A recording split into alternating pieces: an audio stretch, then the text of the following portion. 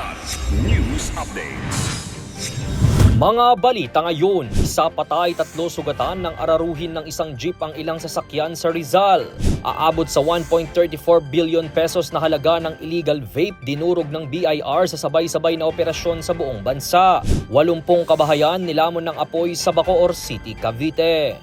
Ako po si Cesar Soriano para ihatid ang nangungunang mga balita sa buong kapuluan ngayon. Patay ang isang motorcycle rider habang hindi bababa sa 3 ang sugatan ng araruhin ng isang pampasaherong jeep ang ilang mga sasakyan sa Binangonan, Rizal kahapon, December 15. Ayon sa investigasyon, alas 6 ng umaga kahapon nang mangyari ang aksidente sa kahabaan ng Manila East Road, Barangay Tagpos sa nasabing lugar. Humarurot umano ang jeep habang nagkat naman ang mga nasa unahang sasakyan dahilan upang sumalpok ito sa 2 motorsiklo at isang AUV na nasa kabilang lane. Tumaob pa at tumagilid ng jeep matapos ang banggaan habang mabilis naman na nakalabas ang mga pasahero nito. Dead on arrival sa ospital ang isang driver ng motorsiklo habang nakapagtamo naman ng sugat ang jeepney driver, isa pang driver ng motorsiklo at AUV driver. Nasa kustodiya na ng pulisya ang driver ng jeep na nahaharap sa patong-patong na kaso.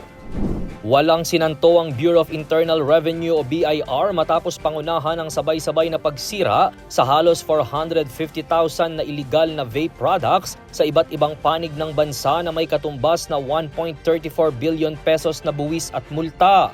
Ayon sa BIR, malinaw na mensahe ito laban sa sindikatong nagbebenta ng unstamp at delikadong produkto.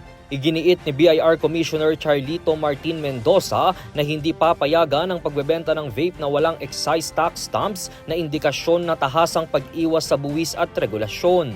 Anya, bukod sa ninakawan ng kaban ng bayan, inilalagay rin sa panganib ang kalusugan ng publiko lalo na ang kabataan. Binigyang diin ng BIR na tuloy-tuloy at mas pinaigting ang operasyon laban sa illegal na vape trade, katuwang ang DNR, DOF, PNP at iba pang ahensya. Nanawagan din ang ahensya sa publiko na isumbong ang mga iligal na produkto upang tuluyang maalis ang mga ito sa merkado. Hindi bababa sa 80 kabahayan ang tinupok ng apoy sa sumiklab na sunog sa Bacoor City, Cavite, Kamakalawa.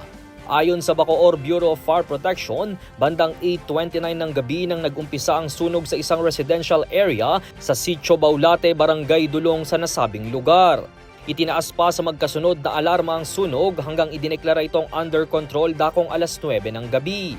Tinatayang aabot sa 80 residential houses na karamihan ay gawa sa light materials ang nilamon ng apoy at nasa mahigit 100 pamilya ang apektado ng sunog.